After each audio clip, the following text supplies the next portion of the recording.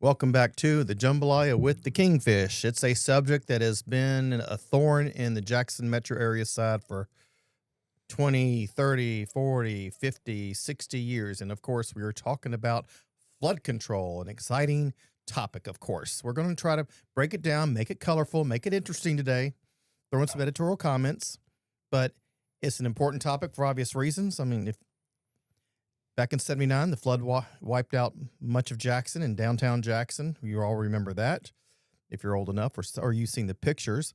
83, it happened again, and we've had several flood events in the last 10 years too. So it's a problem that we just can't seem to get a hold of because every time there's a solution, somebody has a problem with it, or the Corps says, basically, we've been studying it to death. So what right now the local folks are pushing is the One Lake plan. And the Corps recently came out with a so-called study on it. And so we have here in the house with us Pearl Mayor, and you're chairman of the Levee Board, right? I am. Chairman of the Levee Board, Jake Windham. That's right. Thank you for coming on today. Yeah, glad to be here. All right. So without putting the audience to sleep. Yeah, so without putting them to sleep, I've been on the flood levee board for 8 years. Yeah, so what's the plan that they want that we're pushing right now? So What's the right now highlights? it's real simple. Kingfish, it is expanding the river Where? on the banks of around the city of Jackson, Mhm. and also putting in a modernized weir. You For know, people who don't know what a weir is, what's that? well, for lack of a better term, it's an object that slows down water. Okay. But it's a modernized weir, and we're not talking about advanced engineering here. We're Mhm. widening the Pearl River and placing this weir. And you know, some of the issues that we've been up against on this project is that we've been close several times, and then right Mhm. now there's a letter out that they're going to take comments on, and we're going to have public hearings on in Jackson, also in Monticello. So we talked about some of those things. But the problem that we are receiving now is that they're driving the cost. The Corps is. Mhm. Some of the cost estimates are 147% contingency, which you know and I know that usually contingencies on construction projects are No, I don't know. 10 to 12. Well, 10 to 12%. Yeah. So they're driving these costs and trying to make this, you know, in my opinion, What was a close couple of to years a ago? billion. Now, what was it estimated cost a couple of years ago? What, 300-400 million dollars? That's right. Now they've jacked it up to $1 billion. They have. They've ran the cost up on it. And so it's just frustrating for us because we've seen this project. We've seen the damages of the project. You just mentioned 1979 flood, something that a lot of people know. And I just challenge for folks that have not seen those photos of the 79 flood, they need to go on the internet and they can go on YouTube. And there's an hour documentary showing the damage that it caused to the city of Jackson and surrounding city. So this is not a pie in the sky type project that maybe should or should not happen. This is a project that needs to happen. Mm-hmm. What about levees? Why can't we use levees? Well, just to get too technical about it, the D1, the alternative that we have selected at this time is the most cost efficient Mm-hmm. that we have, and then just through our engineering data, I mean that's where we're at. We're trying not to drive costs. Now, I'm not going to be able to tell you everything from an engineering standpoint as far as Please don't. additional data. Please I'm, don't. I'm not, but this is the most common sense approach Mhm. to it, so we can Why get it out of the is ground that? just for cost reasons and because of the effects. You know, number one, and you know, we went to DC recently and talked to our congressional delegations on both sides of the aisle for Mississippi, and they all are in support of this project. It's the problem where we hit this wall on I mean, bureaucracy. I remember 12 years ago over at the Levee Board. You weren't. I don't think you were mayor at the time. No, I I think Brad wasn't. was. And they had this big ceremony over there where all the local politicians showed up and they all posed, and it's like, yeah, we finally got our study done with the Corps, and I mean, now we're moving forward, and here we are again and again. And it's like, it seems like there was a study released by the Corps like a few years ago. It just seems like we keep doing this over and over. Is there any end or finality to it? That's what's really, people have basically given up and just thrown up their hands saying nothing's ever going to happen. Well, I think that's why we're having this conversation, because I think the general public in Hinds County and Rankin County and for downstream is this is somewhat of a urban legend, right? You don't know if it's ever going to occur, and it's not because of your local leadership or even your federal leadership in our state that does not want it to happen. It's because that we've gotten so much pushback and runaround from bureaucrats, and especially during Biden's administration, they just went to a whole nother level with us, causing hurdles for us to try to get through, which is again frustrating. True, but the Corps has been doing this no matter who's president. Right. I don't know if it's a template. I'm not sure. I think it's a mentality. Yeah, I think it's a culture. mean, New Orleans has had some issues with the Corps too. Yeah, I think it's a culture, and I'm not trying to talk ill of people, but from my standpoint, at a local level, we try to get as much done as we possibly can, and that's your goal, is to try to take care of your citizens. If you see an issue, then you try to get it resolved. And this has been one that's been very frustrating for people that's come long before me on this levee board. Now, how do they jack up the cost on this thing? He said we went from $300 million to $1 billion in less than 4 years. So what happened? Well, it's suggestions that the Corps submits to us. Then we have local contractors that say that their cost estimates are wrong. I think some of it is unfortunately pie in the sky. Maybe For not. example, Well, just $800 million or $1 billion when we were at 300 million, 400 million. 3 or 400 million is attainable, but what happens to it when you go to 800 to $1 million, then it gets outside of the realm of whether it's cost feasible at that point, and quite simply, it helps kill the project from a federal level and from how they have the ability to regulate. So that's what's, sometimes we feel like every time we make a step forward and then you drive these costs, are these costs real or are these costs fabricated in order to kill the project? And I think that you can find examples throughout the United States where, doing a flood control project and then the ancillary items that come with it as far as economic development. You've seen it in Cincinnati, Chattanooga, Oklahoma City. You've seen the benefits of it. I think more so than any other area in the United States, when we've seen the detrimental damage that it did in 1979 and 83. And 2020 could have been a different game had the reservoir not been low and PRV was not trying to kill that vegetation, if everybody remembers correctly. So that could have been a different ball game as well. We could have seen it all over again. And it is one of those things where you just want to find a way to get there. And we're trying to get the Corps' attention, and we try to do that for many years. But we want our local people that are affected by this project to understand kind of what we're up against. Do y'all ever actually talk to the Corps? Yeah, we're constantly. What do they say? Well, we just resubmit documents and we study. But what do they? I mean, just like what do they say? Well, it's conversations. I'm just giving you some examples. Right. Like, then we'll have environmental impact studies that come in from the Corps that says, "Hey, we're affecting Monticello." Well, all of our engineering data does not say that we're affecting Monticello, so we're using real data that's saying that it's not. Or there's another. They've had a couple of very vocal activists down there in Monticello. Right, you have the NGOs, and they have their voices. I understand some of their concerns, but I think that you got to base decisions off of factual information, not emotion. Another I wouldn't say a tactic. I would say that we were hit with the Gulf sturgeon in the Pearl River, saying that it's a protected species, and that it doesn't even come that far north to the Pearl River, or different turtles. We've been. And here's where I come in at. I'm just like, we're talking about a project that's going to impact human beings, quality of life, not worrying about your house getting flooded, not worrying about industries getting flooded. And I think that's much more important, even if we were affecting these things, than the sturgeon or the turtle. So we get hit from different sides, from data, from engineering, and then we'll get hit with an environmental problem that they say we have to combat. And this has been a problem all over the country with projects being held up, because of, environmental concerns, and, they got this one species over here, blah, blah, blah.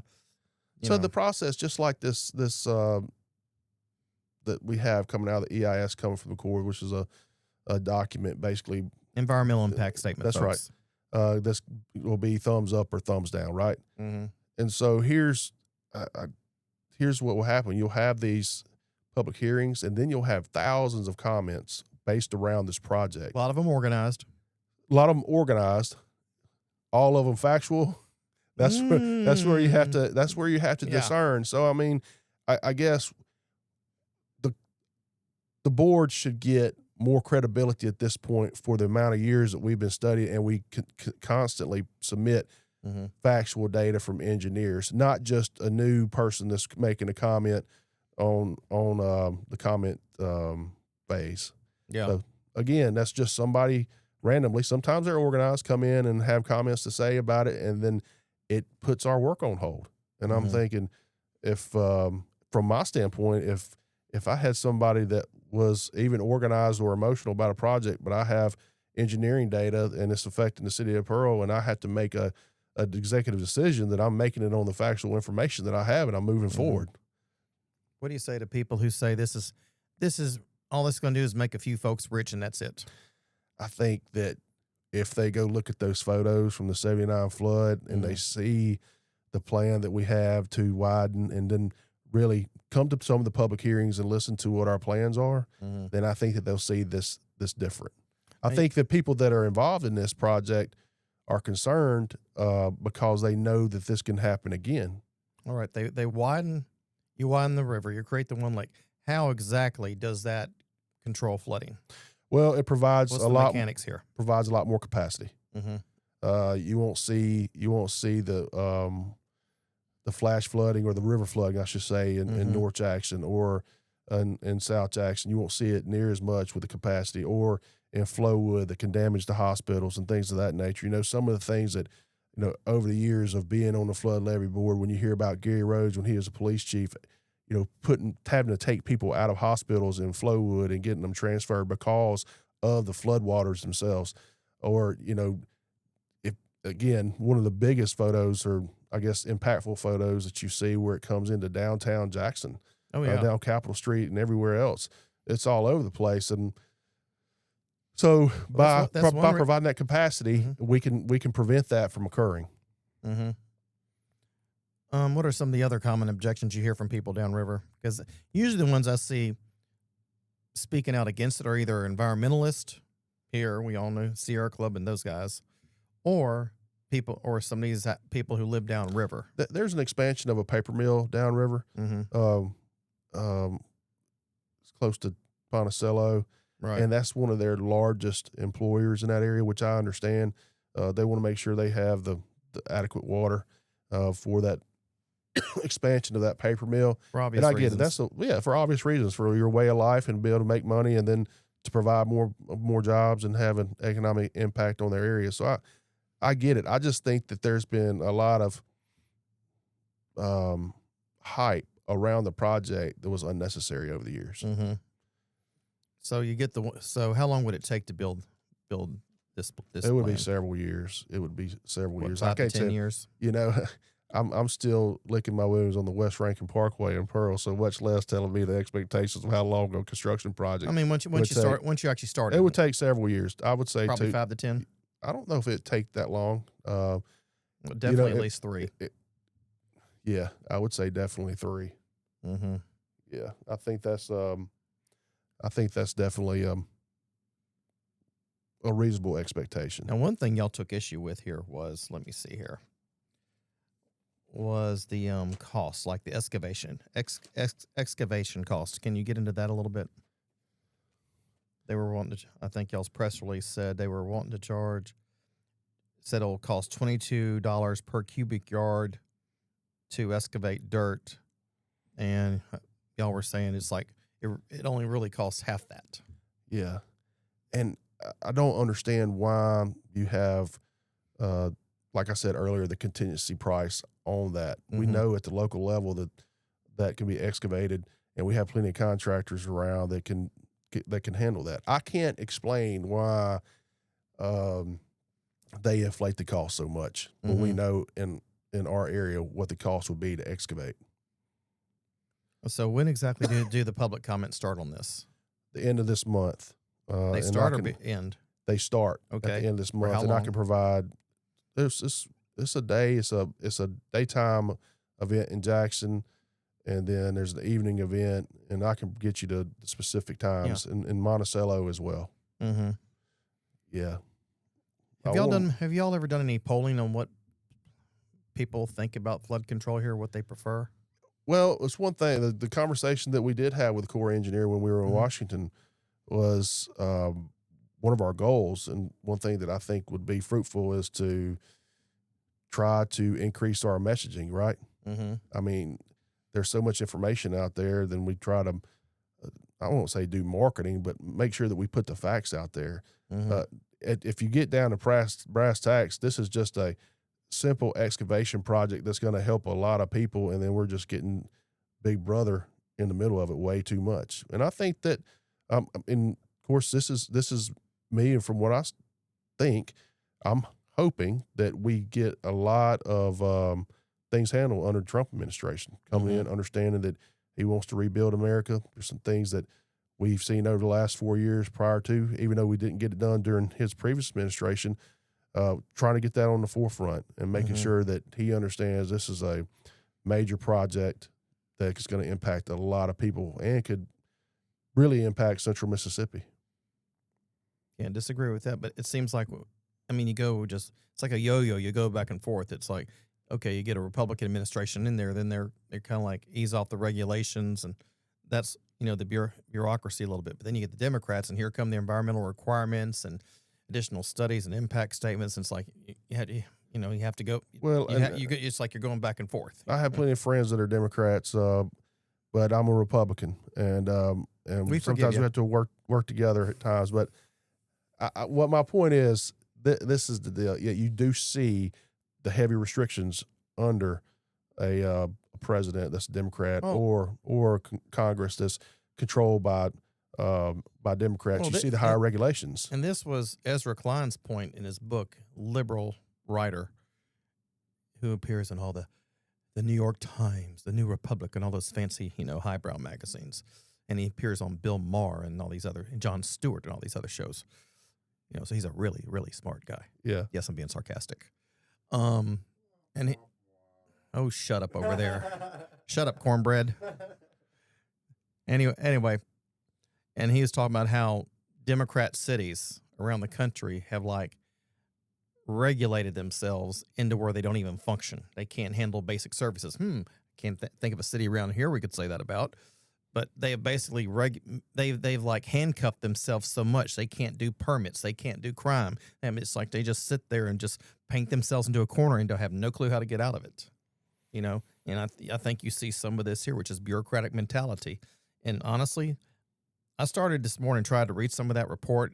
That is a really poorly written report. I mean, what they called okay, I'll go to the executive summary and read it. Did you read it?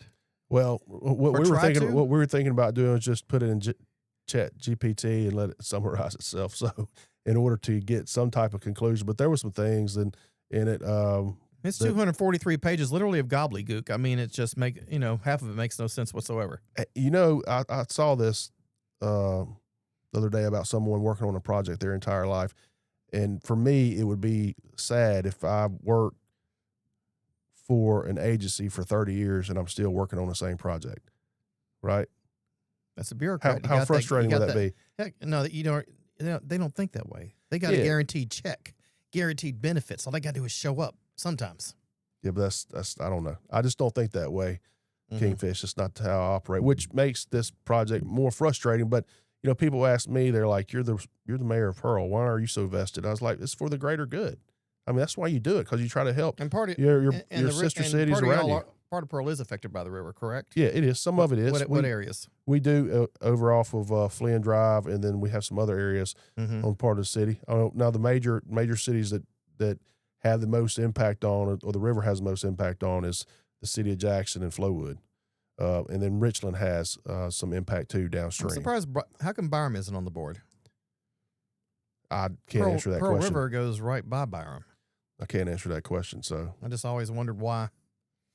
Yeah, they weren't. Yeah, but I mean, what we're hoping for here is to get our voice out, so our people know that we've just been bogged down with the bureaucracy of the whole project. It's a very simple project, as I said before. And for the people that know or understand the benefits of it, that's where we're trying to chop some wood and move forward on this environmental document so we can get this project to a cost where we can live with and make the project Right. doable. 300 million, 400 million, $1 billion. How do you pay for it? That's a lot of money.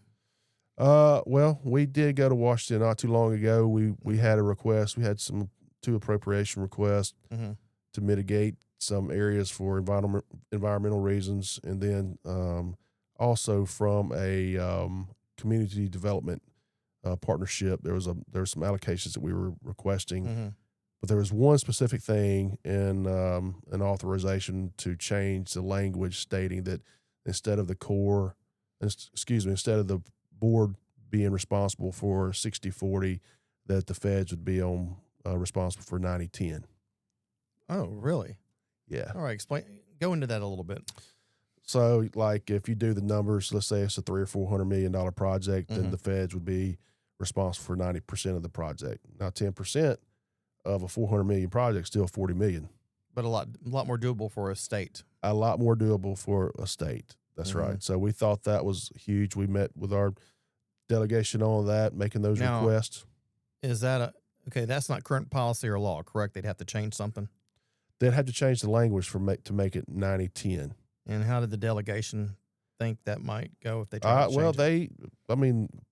We didn't receive any information or pushback. I'm telling you from, No. What I meant was, what did they say about their chances of getting that done in Congress? They did not think that it would be a big hurdle. I didn't get that messaging from them.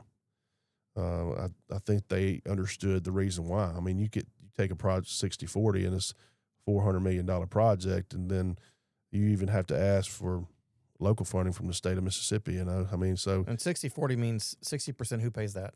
60% previously would have been the feds, and then the flood levee board would be on. So if it was, say, $300 million, $30 million would have been 10%. So you'd still be having to come up with nearly $100 million if the total cost was $300 million. Yeah. So yeah, that's still a very large amount. It is. But changing that language to 90/10 is makes, again, it's another 40 step. is much more. 40 is much more better, plausible than 100 million in this state. Yeah. And even with Delbert helping you out. Well, it gets people to the table, right? Yeah. At 10%. And then, if you want to see,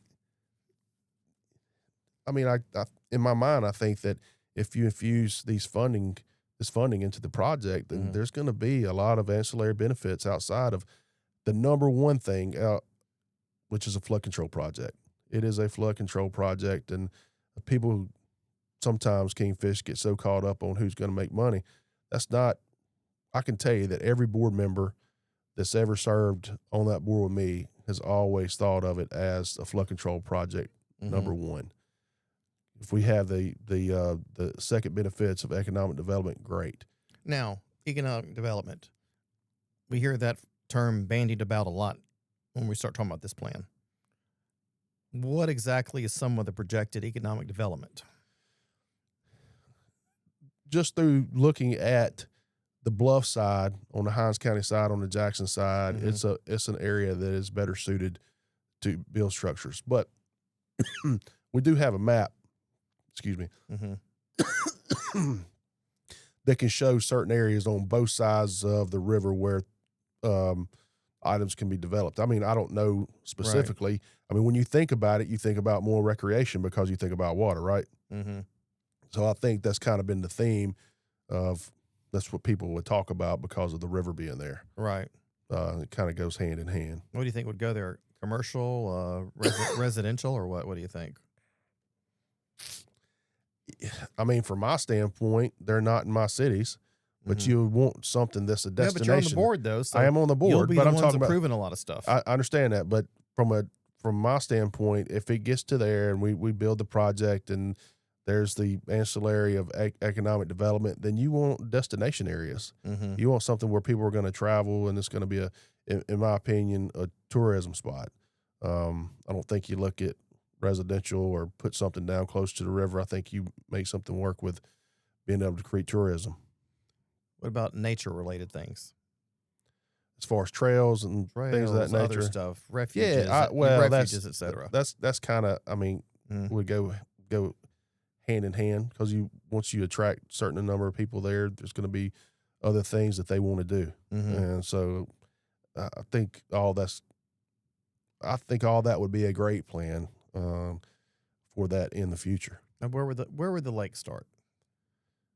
Roughly, if I'm driving down the road or interstate, roughly where would it start? I mean, you're right there at the bridge. I mean, right there in that area. No, it's not the stack. It's right there when you're crossing over into Hines County and off Lakeland Drive. Not too far from there. Oh, it'd start at. See, I was thinking over by High Street and Pearl Street, but you're saying it would start back by Lakeland Drive. Yeah, I'd have to look at the map to make sure. Don't hold me to that. And make sure. What would happen to Mays Lakes? I don't know that. You'd have to ask our hydraulic engineer on that one. You ever been there, by the way? I don't know if I have. Oh, man. What about you, Cornbread? You ever been over there? Earth the Cornbread. Oh yeah, you. Oh. I was looking at the Jackson Jambalaya page. Liar. What was the question? You ever been over to Mays Lakes over there off of Lakeland? Yeah. Beautiful, isn't it? Yeah, it is. It's actually really great camping. It's a very underrated spot around here. I mean, you really ought to go there just drive through there one day. You got to pay at the kiosk, I think, to go in now. Yeah. But you've got several lakes there. You would not guess you're in the middle of right by downtown Jackson, okay? Yeah. I mean, it's very scenic. You have several lakes there. Then you have a really cool nature trail. Yeah, bike trails too. Yeah. Yeah. And that nature trail, I mean, it starts there at the lakes and it hugs the Pearl River for a ways. I mean, you can then it winds up by the Children's Museum, I think, or Natural Science Museum. And then there's like this one little detour you can take. It takes you right to the old water plants and stuff there. I mean, it's really cool. I mean, so yeah, you are. Yeah. Your wife's a fitness freak. She'd probably love it if you took her on a walk there. Probably so. My brother has camped out in that area. Yeah, they have one section. Yeah, I know people that have RVs here. I mean, they'll live here and they'll just go out there when it's say fall and they'll just go out there for a weekend. Yeah, do the s'mores thing and all that sort of stuff. Exactly. Hey, getting back to the project too, which we saw it in our city. That when you go out to obtain wetland credits, Trump was, which are in order to, you got to buy wetland credits in order to do construction in areas that are low lying. I mean, that's the best way to put it. So you got to buy up some wetland credits in order to replace what you are constructing. So during Trump's administration, his first administration from 16 to 20, we built regional detention ponds in our city, and I think the mitigation credits cost us $500,000 in order to purchase. Under Biden's administration, it would have been well over $1 million. Wow. So a little bit cost prohibitive there. Right. That's right. So, and we self-perform that. We self-perform those things. However, my point is all that stuff goes into consideration why we think that outside of President Trump trying to rebuild America, that's going to have other impacts that's going to help us with the cost of the project too, because he's going to be less regulatory, just like what you were talking about earlier. If you regulate yourself so much, you're putting yourself in a position where you can't move. Paralysis by analysis. Yeah, yeah. And, I understand policy, and I know that things have to happen certain ways, but I also understand that in a leadership role that you try to expedite things and not try to make things complicated in order to have a goal. And that's really what we're trying to do at this point from the Levee Board. We're trying to cut through as much as we possibly can to obtain a goal and get this project underway. So next step is, all right, we do the public comments. All right, then what? We'll get a decision over a period of time. Basically, hurry up and wait. And they could take 6 months, a year, 2 years, 3 years before they finally made a decision, right? Yep. Yep. Unfortunately, I don't know if it'll be that long. I mean, and will the decision be to approve or disapprove reject the project, or set the funding level, or what? Yeah. So we have $220 million out there that's sitting there that we would receive upon upon the environmental document going into effect and Right. approved. So that would be our other push. We would go back to our delegation and keep it on their radar, making sure that we don't need this thing to. Now, is that an appropriation or just a congressional authorization? No, it's appropriation. Appropriation. Okay, so I understand that because I was thinking that not too long ago when I was just trying to make sure that at the summary of facts there was an so we got $220 million dollars. in federal money sitting basically in escrow. Yeah, Basically, okay. yeah, and but nothing happens until this environmental document is approved, Right. and hopefully it's approved and not disapproved, or go back to studying more. That's the last thing that we want to do at this Never point. underestimate the Corps' ability to delay. Yeah, Ever. yeah, that's right, and and Unfortunately. well, it just holds up progress. Mhm. Holds up progress for everybody. Mhm. For the entire United States. So I think we're in a good frame of mind. Mhm. We just got to make sure that they understand that some of these costs would prohibit the project if they require that, and push that down and let common sense prevail. What else do you think people should know about this? I think that people need to really know the impact of it and get out there and listen to it and support it. What I get tired of is the people who are, because we lost our house in the 16 Baton Rouge flood. And that flood literally wiped out southeast Baton Rouge. I mean, Denham Springs, I think like 90% of the homes in Denham Springs were gone. I mean, and then you find out, well, we had this project called the Comeet River Diversion Canal, and we've had the money for over 10 years to build it, but, the politicians and bureaucrats, not the Corps, but the politicians, the local ones, just, and then we have these floods here, and every time we try to do something, we've had the Chaco Dam proposal, and here come the activists, here come these downriver people, and it's like, they start doing all this fear mongering, like they're going to flood our homes, they're going to do that, and none of that's going to happen. No, But I'm getting sick of it because I'm seeing areas around here in the last 50 years wiped out by floods, and when we try to do things to prevent it from happening again, I mean, here come the Lilliputians just sitting there trying to tie everything down. What needs to happen? I mean, when they start losing their homes to stuff, they might have a different attitude. well, the problem that I have is some of these NGOs really I'm feel not talking strongly about about them. Well, okay, them, or then you have I paid expect them to be paid opponents. environmentalists that come in and try to do the fear mongering. They don't even live in We've the got areas. state senators doing and representatives doing this stuff. Yeah, It's not just Sierra Club or some of these others, the Pearl River Project or whatever. I don't know if they are, but you get my point. But it's some of these people in the legislature who are doing this crap. and I don't think they understand the whole. And when you go over to Louisiana, on the Louisiana side, when you hear this project discussed, I mean, you're listening to this going, are we even talking about the same damn thing? You Yeah. know?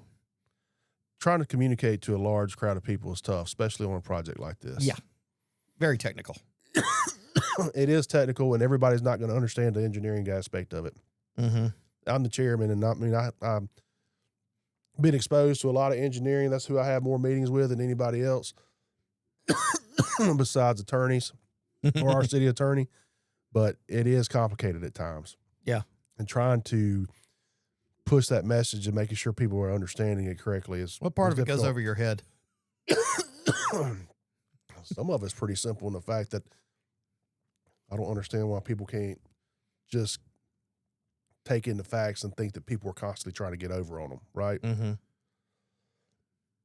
I remember years ago I came to a Levee Board meeting, and this is back when you had a big split on the Levee Board. You weren't unified like you are now. You had Leland and the Jackson delegation on one side. Then you had the Rankin people led by Gary Rhodes. And, of course, the engineers were on Wagner and them were on their side, too. And, I mean, so, man, Gary Rhodes, I got it on video. He sat there and said, well, you know, one of these people here owns property that's on the river, and I don't know if I can do business with someone who stands to personally profit from this, blah, blah, blah. I've never seen Leland Speed get so mad. Never. Yeah. He blew up at him, and, he turned around and donated that land to Mississippi College. Yeah, I think It there's used to probably be- been It some used to be fun to go to y'all's Levee Board meetings. Used to be. tumultuous times, and When you had a certain attorney from a big law firm before your current one. Yeah, she made things real interesting. yeah, I've heard the stories. They're Much real. more tumultuous than what we have now, and that's not what we really have She tried did to. a background check on me once when I was covering them. No bullshit. Yeah, I heard that. Yeah, she starts. I'm talking on the phone. She starts repeating all kinds of personal data about me. Like, where'd you get this from? Oh, wait, you're the board attorney. You're not supposed to be doing. No, of course, nobody on the board knew she did that. That's just the way she was. She went rogue, basically. Yeah, But it was over the past several years, there's been overall unity on the Mhm. board. You hadn't seen it be near as tumultuous as it No. was in previous years, and I think probably I mean, even for the last 8-10 years, it's been a lot. It's been calm. It's been unified. It's been what it should be. and probably if you went back and you really talked to those guys, if Leland was still around, of course Gary just retired, is really a lot of us based out of frustration, not still being able to get the project going. Right? Some of it was. Some of it was. Some But of it you was actually just had so two frustrated. competing visions also at the time. Yeah, yeah, I can see that. That's why I mean, Kyle Maloney came out against it because he was all about that parkway, that airport parkway, and all that crap, and they didn't want to mess with that. Well, now what airport parkway? I mean, yeah, there's is a that lot even of around anymore? yeah, the right of ways purchased for it, but it's a $500 million project. So it's basically dead, wouldn't you say? Yeah, I would say When's that. the last time you heard it mentioned? I've had meetings on it. I mean, I've talked about Really? it. Talked about it with Brad White, and talked about it with our engineers, and it's just not a project that we think is probably feasible at this point. Like if I'm going to ask for a local allocation for a project, That ain't that's not it. This flood. Well, and This flood things have control changed project would since be. when they first come with that project back in like the late 90s. Yeah, Downtown Jackson's kind of depopulated just to a large degree. I mean, should you really build a parkway like that? I mean, the idea is to facilitate getting from downtown to the airport.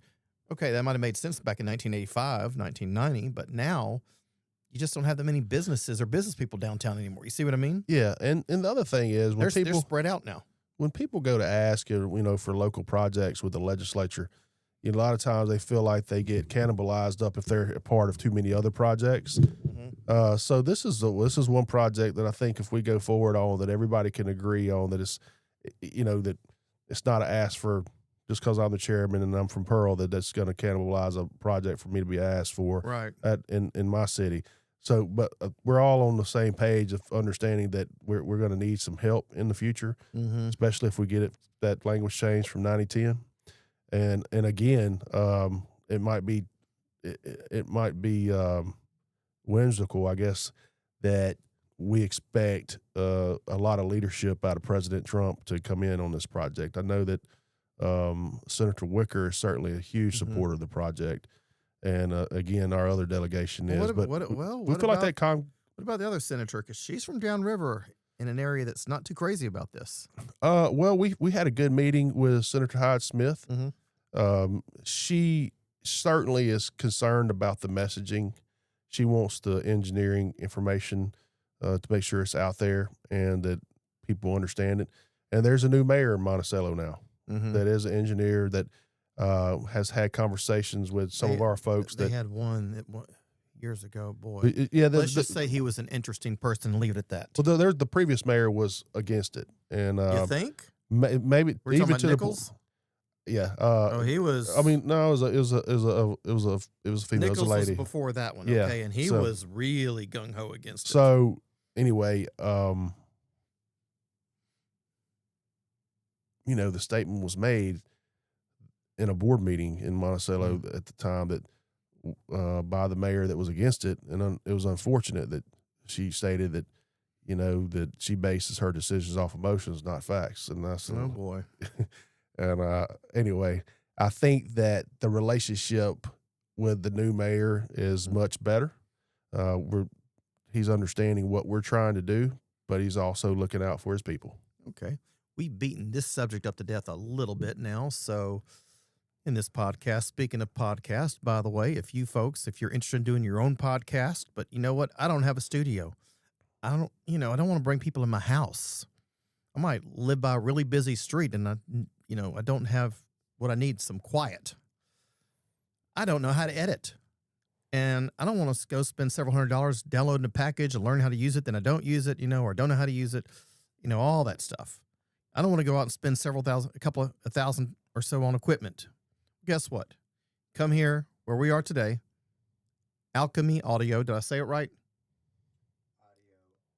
Okay. I had the words right. How many times do I have to tell you this? Yeah, but now the listeners know it. Anyway, so Daniel out here does a great job. He provides the studio. He provides the equipment, these really nice Rode mics. And these aren't the $100 Yetis, are they? No, these are some really nice Rode mics. I mean, he does all the editing. You can do audio only if you have an ugly mug like me and don't want to get in front of a camera. Hey. Exactly. Or if you want to just if you do want to get on camera, hey, go look at Squirrel TV on, was it Squirrel or Squirrel World? Squirrel World TV on Instagram, and you can see some of their stuff. I mean, so I think Barbie Bassett, she has one here too. Who are some of your others? Therese Apel, Dark Horse Press, Tracy Lee, 96.3. Okay. and 31 other clients. Okay. Speaking to the microphone and give them your contact information. Thank you so much. So you can reach me at 601-672-6591. You can find me on Facebook, Audio Alchemy Productions, or Daniel Anderson, or you can call or text me on that cell phone number. And also you can visit audioalchemyproductions.com. Thank you. Now back to our regularly scheduled programming. So we're going to shift. You're the mayor of Pearl, just got reelected to your third term, right? Right. Third term. And so give us an update. What's going on around Pearl now? Well, the last 7 years, we've increased business development 52%. Mm-hmm. Our revenues increased 39%. We've had over 600 homes built. We'll have at 1,000 within the next couple of years. So things are going well. We've paved 130 miles of road. We have a water comprehensive plan where we're replacing old water lines throughout the city, and we're starting our sewer comprehensive plan where we're going in place right now, our sewer rehab project, where we're casting in place our pipes throughout the city. And we have some major projects going on out. We have I know everybody's mostly familiar with this in the metro area, but if you get off of Airport Road and you go towards State Hospital, a large portion of that airport road is in Pearl, and it's never had sewer going that way. So we're doing a $3.5 million. That kind of affects development, doesn't it? It does. So $3.5 million project there. And then we have the West Rankin Parkway that's under construction right now that connects Pearl to Flowood. You mean I won't have to 80. cut through neighborhoods anymore? No. So, there's over 1,000 acres, and we're working with our new economic developer, Garrett Wright, with Rankin First. Mm-hmm. He's came in, and then we're working with the Board of Supervisors in neighboring city Flowood. And that's a big deal for y'all because in the past it seems like y'all have been kind of landlocked and you have no real room to grow anymore, and it seemed like Pearl was just built up. So this is a huge deal. It is, and we've zoned it the same as what Flowood zoned. We're looking for a commercial industry, and I some of the things that I've expressed to Garrett is, data center is the craze, right? They drive ad valorem, and they provide. Yeah, additional, but there's also some cost to it, too. Right, there's some cost to it, electricity and things of that nature, water. No small matter.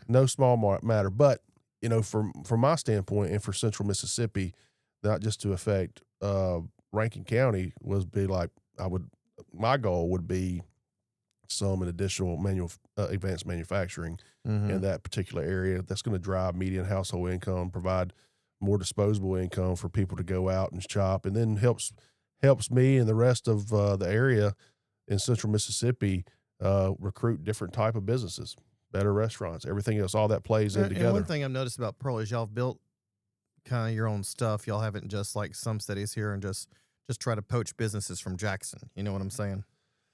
Yeah. Like like y'all haven't done that. Madison hasn't done that. Some of these others have, but some haven't. No, I think we've been able to provide I say an organic environment where we just really try to do things to make accomplishments for business Mhm. owners easier. Okay, so when I came in 7 years ago, we pretty much changed out our whole building department. Everybody in our building department now has construction background. We didn't have a great reputation for being able to work with contractors that came in, which it hurt our housing industry and it Mhm. hurt our commercial industry. So once the word got Biggest out that complaint I get from business people and realtors and developers is, about a government is always the permitting process. Some have them great, and some like Jackson are horrible, yeah, and that yeah, that affects it. People don't want to fool with you. right. It's not worth it. So we've tried to address the things that matter: roads, infrastructure for the future, which we know that's it's generational. We know that you never stop working on infrastructure. Mm-hmm. Your water and sewer, you never stop. Your roads, you never stop. I mean, you Jackson just found don't. that out the hard way.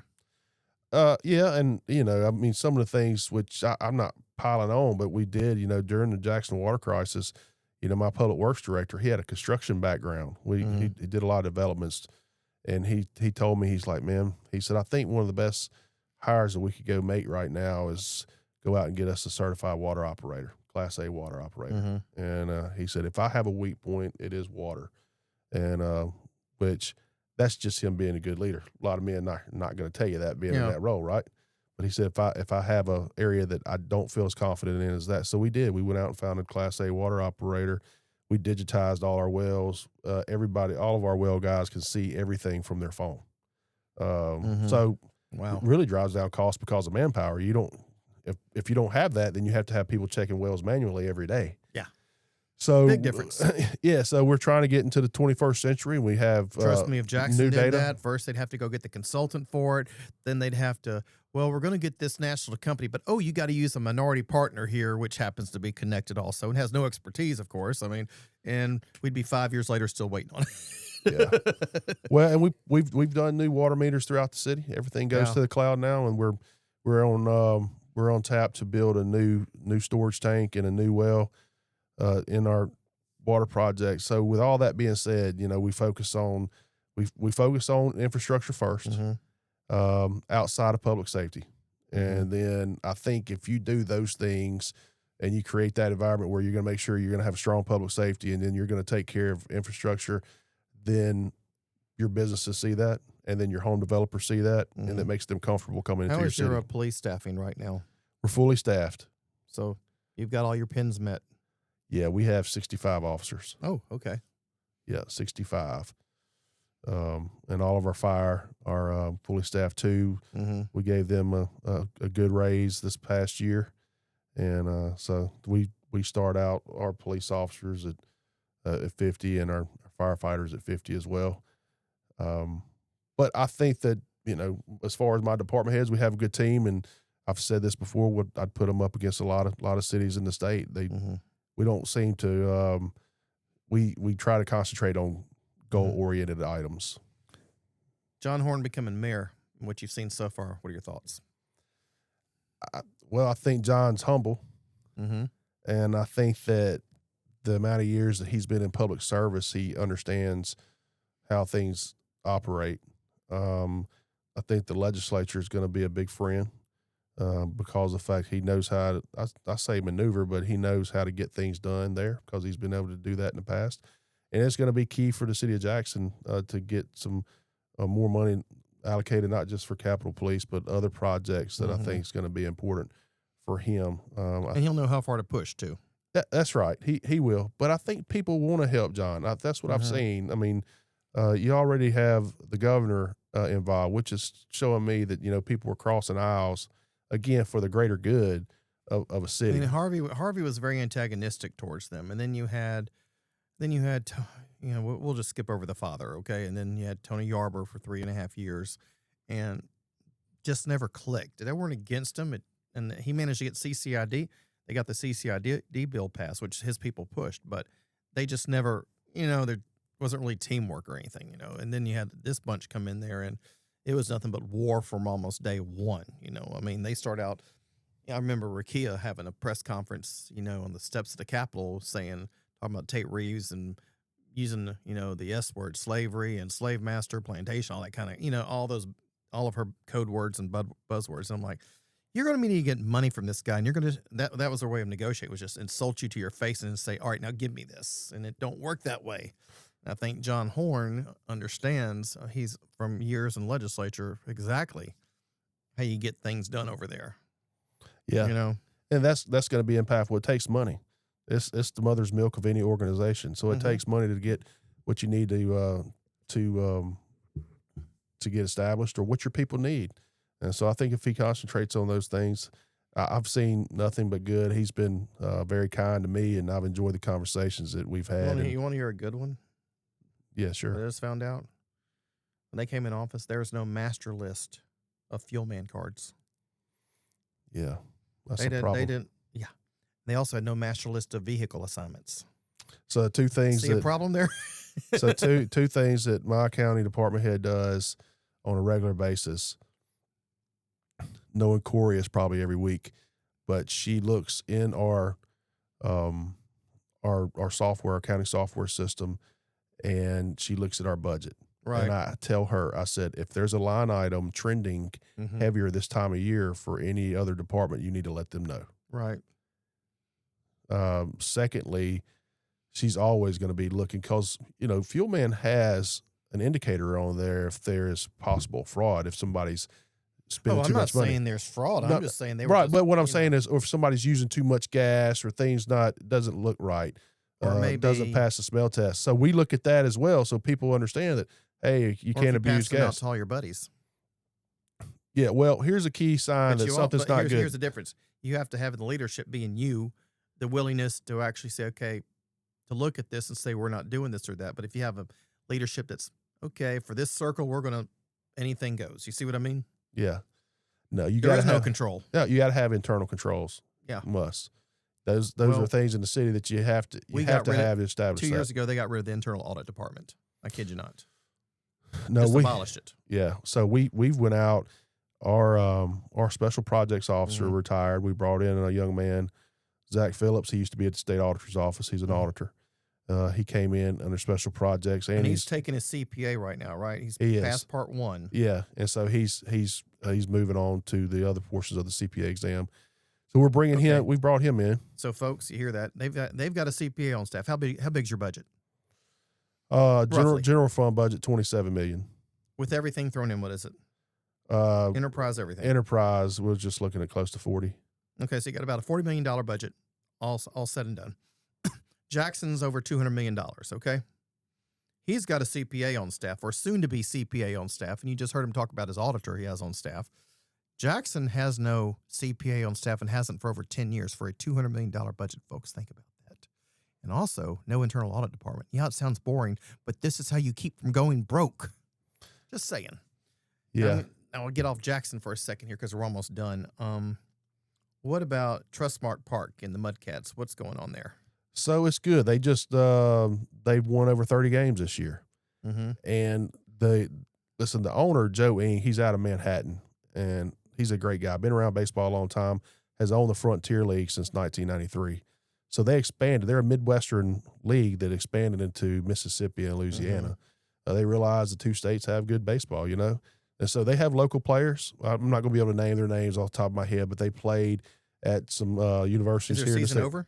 No. Okay. No. They still have more games. So the thing that I want to tell people is, and I'm guilty of it too, and I watched the stadium get built on night shift when I worked for Pearl PD. But you take it for granted being there, right? You have something that's local, that's fun to do, and once you go to a game, it's like, I should go here more often. But they play competitive baseball, so some of those guys go to MLB, and then at the same time, their fanfare is going to be much more than what you've seen in the past. They are about player development and competitive baseball, but working with them, they have a lot of ideas about moving forward, and we're going to see more of that. They have 40 home games a year. I believe it's 40. I might be off on that number, but they're shooting for 100 events, and not every event a huge event. but they're Keeps shooting it from busy. us. Keeps it busy, and it optimizes your space. How much of the trust park bonds do you still have to pay off? So the A and B bonds on that are paid. They went this past November. So we actually zeroed out. So that's zero out. We have C bonds that we're talking with. those? C bonds are initial bonds that W.G. Yates put up $10 million back in 2004. Okay. So we're in talks with Yates on that. We have a good relationship with Yates. So this is some of the things, How much do we have left to pay on those? well, we're negotiating that amount. You have a $10 million initial C bond investment by Yates, and then you have interest that you have to compile. So there's a couple different avenues that we're working with. Not a great bond deal. Well, here's the deal, though, Kingfish. In 2004, before all that development went into effect out there, Right. Pearl's sales tax revenue was $5 million. Mm-hmm. Today, it's $15 million a year. Big jump. So my point, it's been a $6 million jump since 2017. Mm. My point is, those other dollars that we make from people coming to the city, we would never see it. We see it on the backside of that, but some folks like, it was a bad deal. I think it's a good deal. I think that we wouldn't have some of the things that we have, and we wouldn't be generating the revenue that we Outlets currently. Mississippi. When do those? Now, when does the sales tax exemptions or whatever end? That Because is y'all weren't getting much of the sales tax revenue from there. So no, that's going to be a minute, because that's through some of the projects through MDA through the state. So it's going to be a while for that. But again, when do you about how many years before your handcuffs on that end? to 2034. So we still got a ways to go there, huh? Yeah. Yeah. And some of those deals, we have so many different things that I have to think of. Mm-hmm. But we work closely with Nick Shore. We're government consultants. He's our financial consultant. Mm-hmm. We have people in place that we work with, just like what you're talking about with our auditor right now, that keep us straight. And a lot of times, being elected officials, you want to do everything right now because you want to take care of your people. Yeah. But, I think it's line upon line and precept upon precept. You got to be able to do things in an orderly fashion in order to get good results. And we've tried to surround ourselves with the right people. All right. Well, thank you very much for coming on the podcast today, Mayor. Thank you. Thank you for having me, Kingfish. And I don't know who our next guest is going to be, but I can say, folks, in 2 weeks, I'm actually set up this morning doing a podcast with none other than Mayor John Horn. That's right, Mayor John Horn. So email me your questions you want answered, kingfish1935@gmail.com. If they're good ones, we'll try to work them in there. Thank you very much.